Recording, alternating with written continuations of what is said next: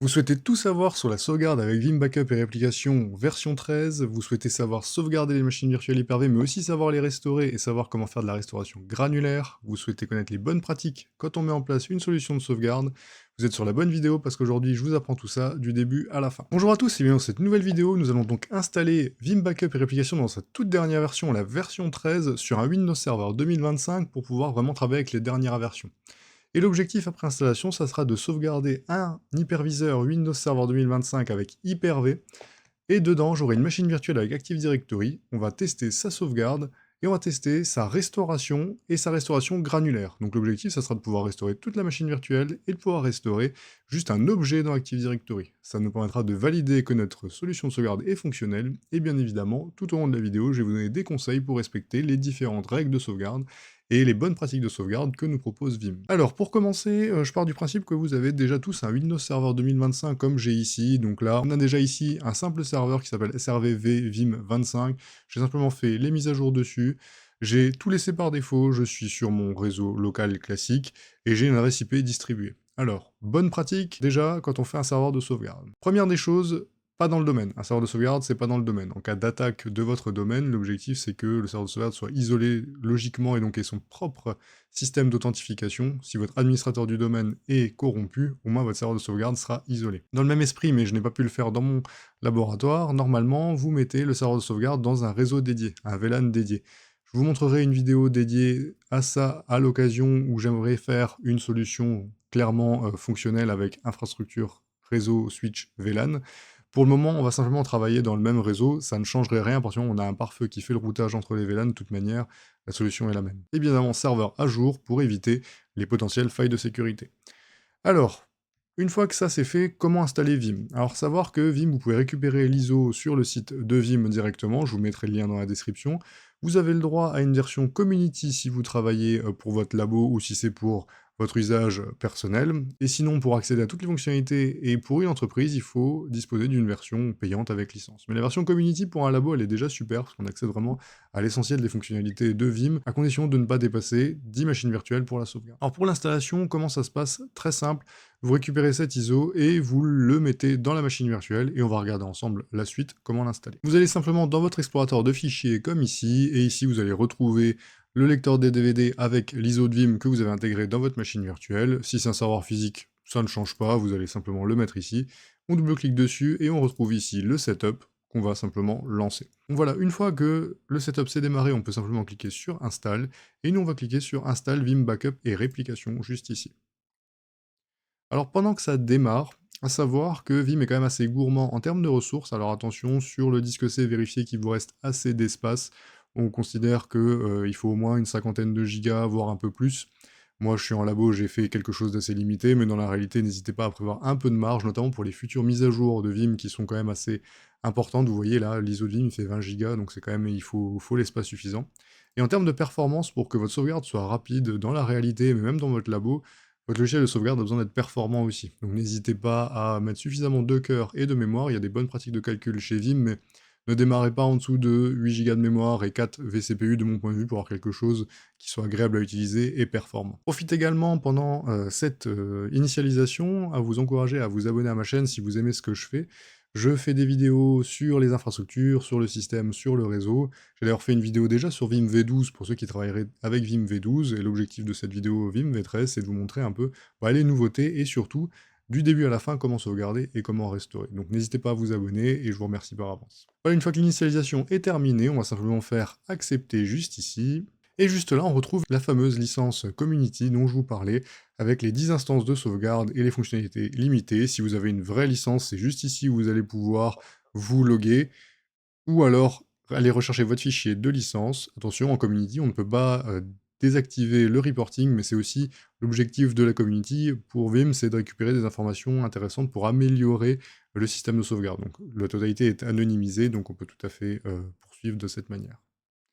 Et voilà, donc à ce stade, l'installation va se lancer et va se faire toute seule, elle est assez longue, je vous préviens, moi je l'ai fait à l'avance, je vais changer de machine virtuelle là pour la suite de la vidéo. Mais tout va vraiment se faire automatiquement, donc l'installateur de Vim va installer les composants manquants, et ensuite faire l'installation de Vim, et une fois terminé, ben, vous avez simplement accès à la console. Faites attention, simplement, la nouvelle version de Vim embarque une partie web, une console de management web, donc on dédie bien la machine virtuelle de toute manière toujours au logiciel de sauvegarde, mais si vous aviez autre chose en web sur cette machine si vous auriez une erreur comme quoi le port web est déjà utilisé. Donc je vous préviens au cas où c'est votre cas, notamment en labo, ça peut arriver.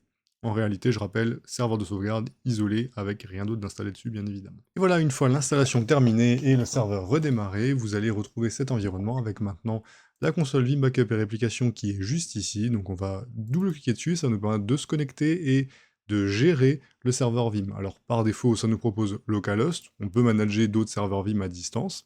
Et sur la nouvelle console, attention, ça peut vous sembler peut-être pas forcément très clair, mais vous pouvez vous connecter avec un utilisateur en particulier, ou alors simplement faire sign in as current user, ça va utiliser votre compte actuel pour vous connecter. Donc là, je vais cliquer dessus et je vais pouvoir me connecter à Vim Backup V13 juste ici, en Community Edition. Et pendant que le démarrage se fait, je vous montre ce dont je vous parlais. Si vous ouvrez un navigateur web et que vous allez sur localhost, vous allez voir en fait que maintenant vous avez bien une interface web sur Vim. Alors là j'étais déjà connecté, c'est pour ça qu'il m'a rien demandé, sinon on vous demande de vous loguer. Et bon, en Community Edition, on n'a pas accès à cette interface-là, mais à savoir donc qu'elle existe quand vous avez une licence, et en fait, elle vient en complément parce que maintenant, Vim existe aussi en version Linux, donc on peut l'installer maintenant sur un OS Linux, tout simplement, et s'y connecter de cette manière-là aussi en web, ou alors avec la console de gestion également. Donc voilà, c'est simplement pour vous prévenir pourquoi est-ce que maintenant ça existe, et pourquoi est-ce que vous pouvez rien installer d'autre de web sur votre serveur de sauvegarde, mais encore une fois, je vous rappelle que c'est de toute manière vivement déconseillé.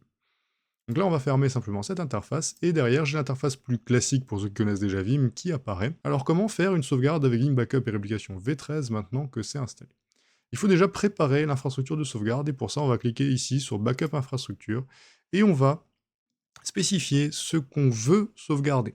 Alors, dans la backup infrastructure, on va pouvoir dire quel serveur on sauvegarde et comment on le sauvegarde. Moi, je vais sauvegarder un serveur Hyper-V 2025, je vais carrément me connecter sur la couche de virtualisation et récupérer donc les machines virtuelles qui l'hébergent. Et dedans, il y aura un serveur Active Directory. Comment ça va se passer? Je vais cliquer sur Manage Server ici, je vais faire bouton droit Add Server, et ici, ce qu'on veut faire donc, c'est une plateforme de virtualisation. Donc je vais cliquer sur Virtualisation Plateforme, eh bien, moi, c'est bien un Hyper-V, juste ici, Microsoft Hyper-V. Et là, je vais pouvoir prendre Microsoft Hyper-V Server Standalone. Et pour ceux qui auraient essayé mes vidéos, si vous êtes en cluster, vous sélectionnez bien cluster. Standalone, c'est un serveur mono-serveur, cluster, c'est un cluster. Si vous ajoutez vos serveurs membres du cluster en standalone, Vim va se connecter en direct aux machines Hyper-V et ne saura pas où se trouvent les VM si elles sont déplacées d'un côté à l'autre. Par exemple, dans un cluster, les VM peuvent être déplacées d'un côté à l'autre. Donc quand on est en cluster, on sélectionne bien cluster, et quand on est en serveur standalone, on sélectionne bien standalone. Je ferai une petite vidéo complémentaire sur comment on sauvegarde le cluster, c'est légèrement différent, mais au moins vous aurez la solution. Là, on va le faire, le cas le plus courant, Hyper-V serveur standalone. Je vais mettre le nom du serveur, moi c'est SRV PHV25-GA1, et on va devoir donner les identifiants qui peuvent se connecter à ce serveur-là. Alors, on va pas prendre les identifiants de notre serveur Vim, forcément ce sont des identifiants différents. Pareil, si on respecte les bonnes pratiques, normalement votre serveur Hyper-V, il n'est ni dans un domaine, ni dans le même domaine que Vim, donc c'est bien un compte dédié, donc on va faire Add, et on va rajouter un nouveau utilisateur, on va prendre celui de notre serveur, SRVP HV25G à 1 anti-slash administrateur.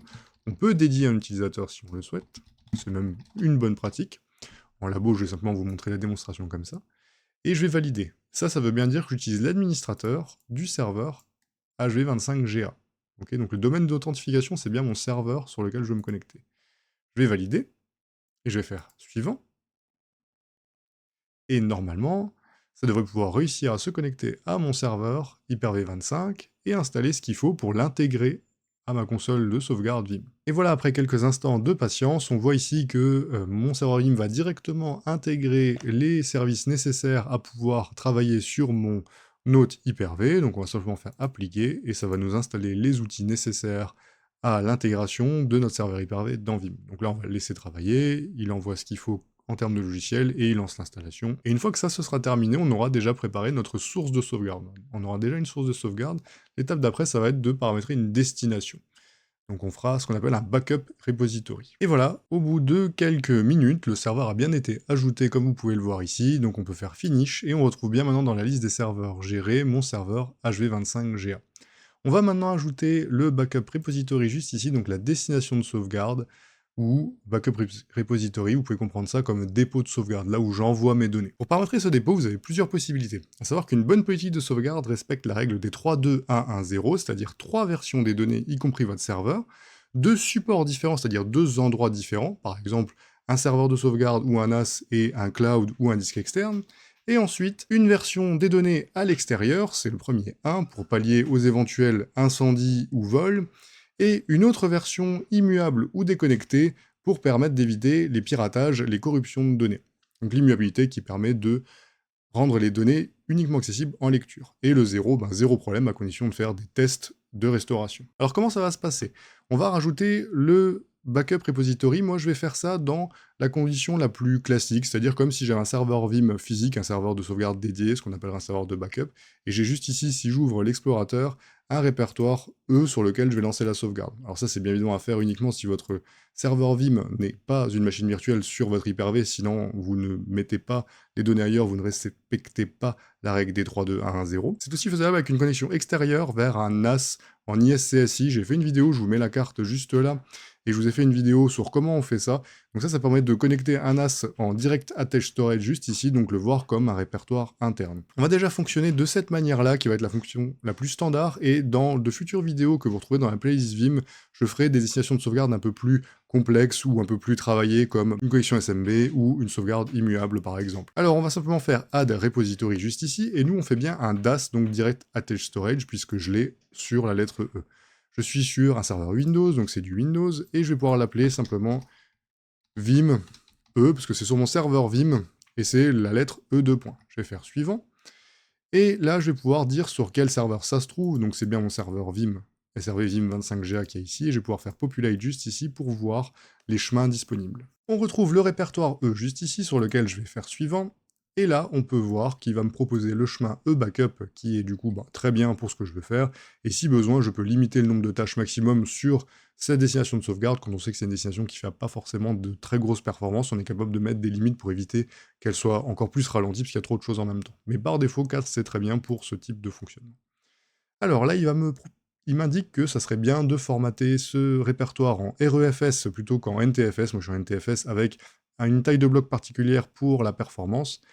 Comme dit, je vais faire la solution la plus simple pour le moment, mais à l'occasion, du coup, je vous ferai une version avec ce type de destination de sauvegarde, que vous voyez ce que ça apporte, notamment en termes de temps de restauration, et de possibilités, du coup, de regroupement, enfin d'économie en tout cas, d'espace pris par les sauvegardes complètes. Donc là, on va faire yes.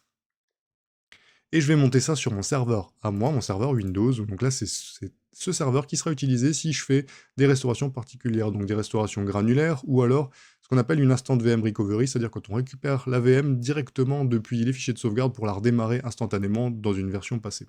Donc on va pouvoir faire suivant. Et là, on voit que, vu que c'est mon serveur Vim, tout est déjà installé, j'ai juste à appliquer et à faire finish une fois terminé pour valider du coup que mon nouveau serveur Vim soit la destination de sauvegarde. L'étape d'après, ça va être de déplacer le fichier de configuration, la sauvegarde des fichiers de configuration. Vim, par défaut, il sauvegarde son fichier de configuration sur ses backups, et sauf que ces backups, c'est votre serveur Vim en direct. S'il a un serveur où s'il ne fonctionne plus, vous ne pourrez pas récupérer la configuration de votre serveur Vim, tout simplement. Comment on va faire? On va faire juste ici, Configuration Backup, et là, on va pouvoir l'activer. Alors, chez vous, elle est probablement activée, vu que j'ai fait des tests avant, elle était décochée, mais elle est probablement activée. Et par défaut, vous voyez, il vous la met sur le défaut backup repository, qui est le disque C.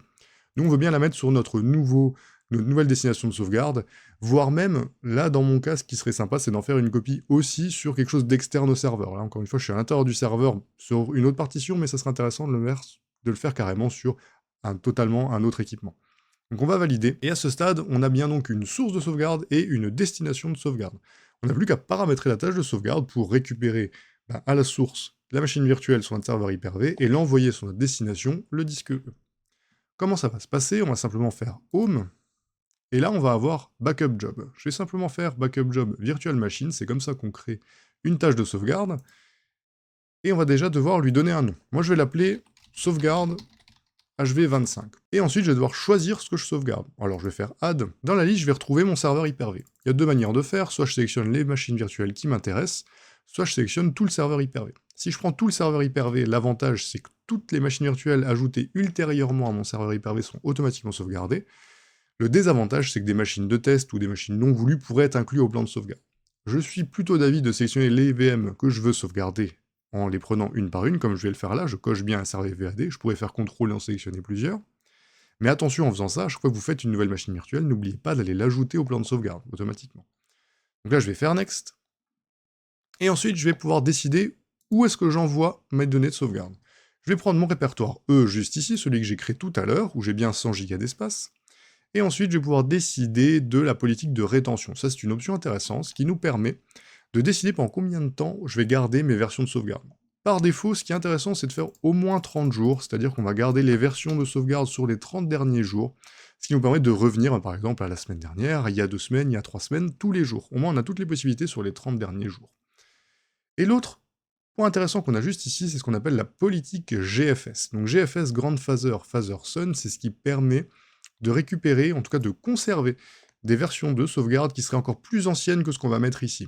Je m'explique, ça peut être intéressant dans certains cas de garder par exemple les 12 derniers mois, en plus des 30 derniers jours.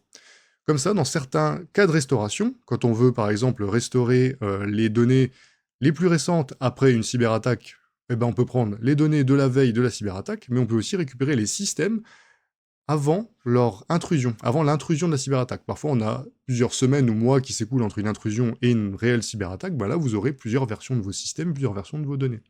Et c'est parfois comme ça qu'on peut récupérer certaines données qu'on a perdues et qu'on ne s'est pas rendu compte dans les 30 jours, par exemple, qu'on les avait perdues. Donc ça, c'est intéressant de faire du GFS en plus de la politique de rétention classique. Étape d'après, dans les paramètres avancés, on a quelques options intéressantes à paramétrer. La première, vérifier que les synthétiques full sont sur des journées où vous n'avez pas de charge de travail. Synthétique full, ou en tout cas une moindre charge de travail. Synthétique full, c'est reprendre les derniers fichiers incrémentales, donc Vim il fait des sauvegardes complètes et après des sauvegardes incrémentielles, il va prendre les dernières incrémentielles et en refaire une complète avec les complètes que vous avez déjà. Ce qui permet d'avoir toujours récemment des fichiers de sauvegarde complète. Alors on pourrait se dire pourquoi faire des sauvegardes complètes régulièrement, simplement déjà pour la performance, l'avantage de ne pas avoir une trop longue chaîne de sauvegarde incrémentielle, ça réduit des soucis et des temps de restauration. Et en plus, l'avantage d'avoir des complètes régulièrement, ça permet qu'en cas de panne d'un des fichiers de la chaîne d'incrémentiel, de pouvoir continuer à restaurer les données. Attention toutefois, là vous avez l'option Active Full, vous pourriez tenter de la cocher. Active Full, ça fait retravailler toute l'infrastructure, ça veut dire qu'on va récupérer de nouveau toutes les données dans l'infrastructure. Synthétique Full, on fait travailler que les fichiers de sauvegarde. Autre onglet intéressant ici, ça va être dans Storage, juste ici, vous allez pouvoir optimiser les taux de compression, juste ici par exemple en mettant haute plutôt qu'optimale. Ça peut être intéressant si vous êtes un peu juste en stockage, vous pouvez, comme vous pouvez le voir ici, vous pouvez réduire de 60% les données prises, mais attention, ça coûtera 2 fois plus de processeurs, et surtout, ça coûtera 2 fois plus de temps pour restaurer. Et souvent, la sauvegarde, c'est pas ce qui nous intéresse le plus, ce qui nous intéresse le plus, c'est de restaurer le plus rapidement possible. Donc c'est adapté quand même selon vos besoins. Si vous avez suffisamment d'espace disque optimal, c'est très bien.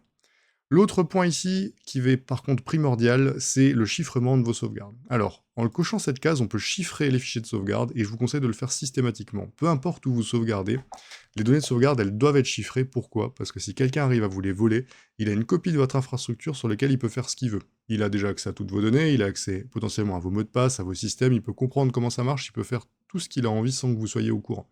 Donc on chiffre systématiquement les fichiers de sauvegarde pour éviter qu'en cas de vol, ils puissent être exploitables. Et comment ça se passe? Donc on coche la case, on va rajouter le mot de passe juste ici, et vous mettez un mot de passe sécurisé. Moi je mets juste un mot de passe pour le labo, au moins 20 caractères dans votre cas, mais attention, ce mot de passe, si vous le perdez, vous ne pourrez pas restaurer vos fichiers. Donc vous notez bien ce mot de passe dans un gestionnaire de mots de passe de manière sécurisée, parce que personne ne pourra restaurer vos données à votre place si vous ne retrouvez plus malheureusement ce mot de passe de déchiffrement. Donc on va cocher cette case. Je nuance un tout petit peu, si vous êtes sur un serveur où les disques physiques sont déjà chiffrés, vous n'avez pas besoin de rechiffrer les données de sauvegarde, et dans certains cas, on peut partir du principe que l'on ne chiffre pas les données de sauvegarde, parce qu'il y a tout de même une perte de performance aussi bien à la sauvegarde qu'à la restauration quand on active le chiffrement. C'est quand même à adapter, mais dans la plupart des situations, on chiffre, et surtout si le support sort du réseau. cloud, support externe, c'est toujours à chiffrer pour le coup. Et dernier point qui peut être intéressant, c'est la partie notification. Elle peut se paramétrer job par job, sauvegarde par sauvegarde, ou alors, juste en haut, ici, vous pouvez le faire de manière globale pour tous les backups Vim comme vous voulez. Mais en tout cas, mettez bien une notification sur vos résultats de sauvegarde, parce qu'une sauvegarde qui n'est pas surveillée partez du principe qu'on ne sait pas si elle est fonctionnelle, et on ne pourra jamais être sûr qu'on peut s'en servir le jour où c'est nécessaire. Vous pouvez faire soit en SNMP vers votre logiciel de supervision, soit par email, directement sur une boîte mail. Donc là, on va valider, et à ce stade, on a paramétré tout ce qui était, on va dire, autour de la destination de sauvegarde, comment je gérais la destination de sauvegarde et comment j'allais stocker mes sauvegardes. Maintenant, on va pouvoir faire quelques paramétrages sur ce que je sauvegarde, donc sur mes machines virtuelles. Tout ce qu'on va retrouver dans le guest processing, donc le traitement des invités. Donc les invités, c'est les machines virtuelles, quand on parle de virtualisation. Comment ça se passe? C'est ici la première option, surtout, qui va être intéressante pour nous, le Application Aware Processing, qui permet de prévenir à l'intérieur des machines virtuelles qu'une sauvegarde est en cours. Et ça, c'est très intéressant, parce que ça permet, quand on a de la base de données, déjà de supprimer les journaux de transaction pour éviter qu'ils s'accumulent et prévenir la base de données que ça y est, une bonne sauvegarde a été faite et que les journaux peuvent être supprimés. Ça permet de prévenir le système qu'une sauvegarde est en cours, et donc ça évite certains freezes ou certains plantages de machines virtuelles. Et ça permet en plus de faire ce qu'on appelle de la restauration granulaire, c'est-à-dire aller directement à l'intérieur des machines virtuelles pour restaurer certains points précis, comme par exemple un utilisateur Active Directory, ce qu'on va faire ensemble tout à l'heure. L'autre option ici, ça serait le Guest File System Indexing, qui sert que dans deux cas. Le Malware Detection, ce qu'on a ici, donc on n'a pas en Community, donc de toute manière, moi je l'ai pas. Et le Guest File System Indexing, qui permet de rechercher dans plusieurs fichiers de sauvegarde des fichiers précis. Donc moi, je n'ai qu'un seul serveur de sauvegarde et qu'une seule sauvegarde, qu'une seule tâche, donc j'en ai pas l'intérêt non plus. Sachant que pour cette fonctionnalité-là, il faut aussi le niveau de licence supérieur, donc au Community, on ne peut pas. Donc nous, on va simplement faire de l'application aware, et pour pouvoir le faire, comme vous le voyez ici, il faut un identifiant, un guest OS credential, donc un identifiant qui peut se connecter à l'intérieur des machines virtuelles. Et cet identifiant-là, ça peut pas être ceux qu'on a déjà rentrés. Ça peut pas être l'administrateur du Vim, puisque Vim, il est hors domaine, on l'avait dit, donc il peut pas... C'est un compte qui est propre vraiment à notre logiciel de sauvegarde. Ça peut pas être l'administrateur de l'Hyper-V, parce qu'il est hors domaine aussi, donc lui, son authentification, elle n'est pas liée à celle de nos machines virtuelles. Il faut vraiment qu'on prenne un compte qui peut s'authentifier à toutes nos machines virtuelles, et en général, ce compte, c'est un administrateur du domaine, à partir du moment où j'ai un domaine Active Directory. Donc je vais simplement ici rajouter un administrateur du domaine, donc on va faire add standard account, et dans les bonnes pratiques, comme dit là je montre déjà juste d'une manière simple, dans les bonnes pratiques vous faites un utilisateur dédié à Vim, qui aura un mot de passe de 20 caractères, voire un compte de service, c'est vraiment un compte dédié à ça, et vous n'utilisez pas l'administrateur comme je suis en train de le faire. Le résultat sera le même, puisque c'est bien l'administrateur du domaine qu'on va utiliser, mais bonne pratique, vous prenez un compte dédié avec un mot de passe de 20 caractères. Donc là, on valide, et vous voyez, j'ai bien pris l'administrateur, cette fois-ci de GeekAdvisor. Moi, mon domaine, c'est geekadvisor.local, et vous voyez bien la différence avec l'administrateur qu'on a mis tout à l'heure, qui était l'administrateur du serveur Hyper-V 2025. Ici, c'est l'administrateur de GeekAdvisor, on prend. Si vous aviez plusieurs machines virtuelles, moi, j'ai que mon Active Directory, donc forcément, ce compte-là va fonctionner, mais vous pourriez juste ici spécifier des comptes différents pour les autres machines virtuelles. Je pense que si vous avez des Linux, par exemple, elles ne seront pas forcément dans le domaine, ou si vous avez des machines hors domaine que vous voulez traiter de cette manière-là avec l'application aware, vous pouvez simplement faire set user et changer l'identifiant que vous utilisez.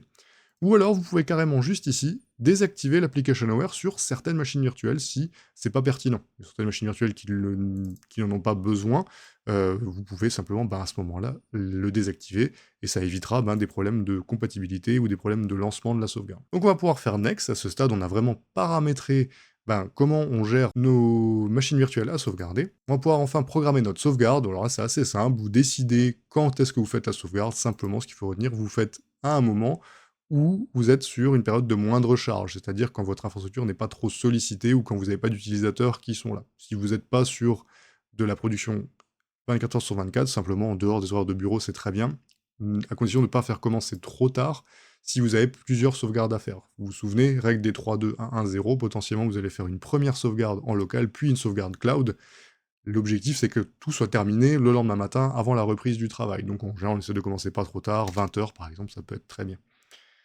On peut décider si on essaye quand il y a eu si on réessaye quand il y a eu un problème et combien de temps on met entre les essais. Par défaut, c'est 3 fois 10 minutes, c'est cohérent. Et on peut appliquer et laisser la tâche de sauvegarde se créer si le récapitulatif est OK pour nous. Dans notre cas, on est tout bon, on va faire Finish, et on va simplement la tester ensemble. Je vais faire bouton droit, Start, et là on voit qu'elle démarre. Alors on va un peu regarder ensemble ce qui se passe. Je vais cliquer sur la VM, et on va un peu regarder ensemble ce qui se passe. On va vérifier que tout ça fonctionne. On voit déjà qu'il a pris ma machine virtuelle ici dans la liste. On voit qu'elle est en pending, donc là qu'il est en train de... il va la commencer, et là on voit qu'il l'a démarré. Il fait Processing SRV VAD1GA, il vérifie la taille, il voit qu'il y a 51 Go de déclarés et 42 Go utilisés. Il fait une snapshot, il vérifie qu'il arrive à faire la partie guest processing, c'est passé, c'est que le compte que j'ai mis est fonctionnel. Et là, voilà, on est en train de lancer vraiment le point de la machine virtuelle qui va être sauvegardé. Donc là, on va laisser Vim le faire. On sauvegarde la configuration, on a la liste des fichiers invités, et là c'est parti, on a sauvegardé tous les fichiers de configuration de la machine virtuelle, et là on commence le premier disque virtuel, le premier VHD. Et là, ça devrait être assez rapide, parce que c'est une machine virtuelle standard, j'ai pas grand chose dedans, elle faisait 40 Go pour avoir le taux de compression que Vim a permis de faire. On voit d'ailleurs ici le débit de traitement, qui est assez élevé. On voit que finalement, pour 8,3 Go lu, il a copié seulement 3,6 Go. C'est ce qu'on voit ici, donc on a un taux de compression qui est qui est supérieur à 2 fois, donc c'est assez élevé. C'est notamment un des bons côtés de Vim, c'est ce qui permet vraiment de faire de la sauvegarde très rapide. Et là, moi, en plus, je fais depuis une source NVMe vers une destination NVMe, donc j'ai un stockage hyper rapide avec du réseau 10 Go entre, donc j'ai vraiment aucun goulot d'étranglement. Et là, on voit que j'ai fait ma sauvegarde, donc j'ai lu quasiment la totalité de mon VHD, et ça y est, là, c'est quasiment terminé. Je vais avoir fait la sauvegarde en même pas 2 minutes à peu près, j'ai pu sauvegarder mon VHD. Donc là, parce qu'on a cumulé bon matériel et le logiciel Vim qui est très performant pour faire ce type de sauvegarde. Alors à quoi ça ressemble si je vais voir sur l'explorateur de fichiers? Si je vais dans ce PC, sauvegarde E, backup, ici, je retrouve ma tâche de sauvegarde HV25, et je vois mes fichiers de sauvegarde. Vim par défaut, il fait un fichier de sauvegarde par VM, et je vais juste afficher les extensions de nom de fichier pour vous montrer. Voilà. Vu que j'ai fait une sauvegarde complète, c'est un VBK. Voilà. Donc c'est pour les backups complets, les VBK, et après, si je fais une incrémentielle, ça sera un VBI, tout simplement. Et le fichier VBM, c'est la chaîne de metadata, donc la chaîne de métadonnées, donc c'est ce qui permet de faire le lien entre quel incrémentiel est lié à quelle date, tout simplement. C'est comme ça que Vim se retrouve quand vous demandez une date en particulier. Juste pour vous montrer l'incrémentiel, je vais juste relancer une sauvegarde, si je referai un start juste ici. Et voilà, après avoir patienté un tout petit peu, là on voit apparaître le fichier incrémentiel en VIB juste ici, donc Vim incremental backup file, donc ça ce sont bien les fichiers de sauvegarde incrémentielle, donc les versions suivantes. 10 Go pour une machine virtuelle qui faisait 40 Go au départ, donc c'est assez intéressant, et on voit l'incrémentiel, alors il y a quelques minutes entre, qui fait seulement 66 mégas. Alors à ce stade, on a correctement paramétré une source de sauvegarde, une destination de sauvegarde, et on a fait notre première tâche de sauvegarde qui est fonctionnelle. J'aimerais bien maintenant qu'on teste la restauration de la sauvegarde, pour vraiment vérifier que ce qu'on a fait, ça fonctionne. Parce qu'une sauvegarde qui n'est pas testée, qui n'est pas restaurée de temps en temps, sur laquelle on ne fait pas des tests de restauration, elle n'a pas d'intérêt. On ne sait pas si on pourra vraiment l'exploiter le jour J. Et on va faire 2 tests ensemble. On va faire un test de restauration granulaire, c'est-à-dire que je veux qu'on aille supprimer quelque chose de précis dans la machine virtuelle et qu'on vérifie qu'on peut le récupérer. Et après, j'irai carrément supprimer complètement la machine virtuelle et on va la restaurer ensemble en entier. Alors je vais me connecter à mon AD et on va simplement supprimer quelque chose à l'intérieur. Je vais me connecter ici en bureau à distance pour vous montrer en direct où je vais et ce que je fais. Je rappelle, en production, on évite d'activer le bureau à distance sur un serveur Active Directory, voire on l'active vraiment qu'en dernier recours sur des serveurs type bureau à distance, pas sur des serveurs en production. Ça reste une faille de sécurité potentielle. Là, je suis en labo, donc je me permets de passer par là. Simplement, je me connecte en administrateur. Je valide ici. Et voilà, donc là, je suis sur l'Active Directory qu'on vient de sauvegarder. On va faire 2 choses ensemble. Alors, c'est un Active Directory que j'ai utilisé pour déjà pas mal de choses sur le labo, donc j'ai certains fichiers dessus. On voit par exemple ici que j'avais un ancien fichier, une ancienne clé privée que j'ai utilisée pour un pare-feu Sophos. On va la supprimer ensemble, voilà, comme ça. Et je vais vider la corbeille, et on verra si je peux la récupérer. Et on va faire, dans le même esprit, je vais aller dans Utilisateur ordinateur Active Directory, et je vais aller récupérer un utilisateur au hasard dans mes utilisateurs, par exemple ici, mon compte GA Direction. Alors on va le supprimer aussi. Et je vais aller voir maintenant dans Vim si je peux récupérer tout ça. Donc je vais juste baisser la fenêtre SRV VAD, et on va faire une restauration. Donc nous on a fait une sauvegarde Microsoft Hyper-V, donc c'est juste ici dans Hyper-V Restore. On va faire Restore from Backup, puisqu'on va aller chercher sur nos fichiers de sauvegarde. Et déjà ce qu'on veut faire c'est bah, un guest file restore. Je voulais aller récupérer le fichier que j'ai supprimé tout à l'heure, juste le fichier de clé privée. Donc guest file system restore. Là, ça nous permet de retrouver les machines virtuelles qui sont sauvegardées. On voit que j'ai plusieurs points de restauration, donc moi c'est bien sur mon serveur AD. On fait suivant. Je choisis le point de restauration, donc on va prendre l'incrément. C'est le dernier que j'ai fait. Si vous aviez vos 30 jours, votre politique GFS, vous auriez ici tous les points de restauration. Et on va faire encore une fois suivant, on va en faire browse, parcourir du coup. Donc là, ça démarre une session de restauration, et je vais pouvoir parcourir dans mes fichiers de sauvegarde l'état de mon serveur il y a quelques instants, donc à 17h24. Je peux parcourir le disque C, et moi ce que j'ai supprimé c'était sur le bureau, donc administrateur, desktop, et la clé privée, il est bien ici. Je peux le restaurer, et je peux le restaurer par-dessus, ou alors en restaurer une copie si je voulais plusieurs versions du fichier, si quelqu'un a juste fait une modification involontaire, ou je pourrais juste restaurer les droits. Si vous avez eu un souci de changement de droit, on peut restaurer juste les droits du fichier. Bon bah moi, de toute manière, j'ai perdu totalement le fichier, donc je peux faire overwrite. Et là, ça lance la restauration. En direct, ça va la copier au bon endroit. J'aurais pu aussi la déplacer ailleurs. Hein. Si je veux récupérer des fichiers sans les remettre sur le serveur source, je peux simplement récupérer le fichier en faisant un glisser-déposer, donc c'est tout à fait faisable aussi. Donc là, c'est lancé. Ça va être assez rapide parce que le fichier n'est pas très important. Si j'ouvre les détails, on voit que ça a monté ce qu'il fallait, comme je vous le disais tout à l'heure. Ça restaure les données. Et si en parallèle, j'ai sur mon serveur AD, ben là, voilà, vous voyez, la clé privée vient d'apparaître. Si je retourne ici, elle est bien en success. Donc ça, la restauration granulaire de fichiers, déjà, on peut la valider. Maintenant, on va faire pareil pour mon Active Directory. Cette fois, une restauration granulaire liée à l'application. Donc j'allais toujours dans Hyper-V, Restore from Backup, et cette fois, je vais faire Application Items Restore, juste ici. Et là, on retrouve Microsoft Active Directory. Je vais cliquer dessus, et ça va refaire le même principe que tout à l'heure. Hein. Je vais pouvoir restaurer, je vais pouvoir choisir ma machine virtuelle, sélectionner le point dans le temps depuis lequel je veux restaurer, je fais suivant, et je fais de nouveau parcourir. Cette fois, ça va nous lancer le Vim Explorer pour Active Directory, qui va nous permettre de parcourir la base de données Active Directory, mais depuis la version de la sauvegarde. Et on retrouve ici mon nom de domaine geekadvisor.local, je peux retrouver toute mon arborescence, et mon utilisateur GA Direction, il est bien là. Je peux faire tout comme avant, je peux faire restaurer, et je peux faire le restaurer sur ce serveur-là, ou alors je pourrais carrément le restaurer sur un autre serveur si je le souhaitais. Donc là, je vais simplement faire restore objet, tout srvvad1, ça y est, c'est déjà terminé. Si je retourne dans mon Active Directory, et que je réactualise, vous voyez là il était parti, si je réactualise, j'ai bien GA Direction qui est à nouveau là. Donc là, j'ai bien validé aussi la restauration granulaire d'un objet Active Directory. Et il nous reste un dernier truc, j'aimerais vérifier que si je perds toute ma machine virtuelle, je peux la récupérer. Alors là, je vais me connecter carrément à l'Hyper-V. Comme ça, on va supprimer la machine virtuelle ensemble, hein, on va faire le pire des cas. On va juste refermer cette session de restauration AD. Et je vais ouvrir cette fois un bureau à distance vers mon serveur de virtualisation. Si je vais dans Hyper-V ici, je vais bien retrouver mon serveur SRVAD1 ici. On va l'éteindre, de toute manière, on va le supprimer. Je vais supprimer la machine virtuelle, et je vais carrément aller supprimer le disque virtuel, hein, parce que je veux vraiment faire le test dans la réalité. Donc là, j'ai toutes les données qui sont encore là. Moi, je veux qu'il n'y ait plus rien, comme si j'étais dans le pire des cas. Hein, j'ai perdu tout mon serveur et je veux restaurer. Donc là, on est d'accord qu'il n'y a plus rien. On va tester ensemble si ça fonctionne quand je vais faire une restauration.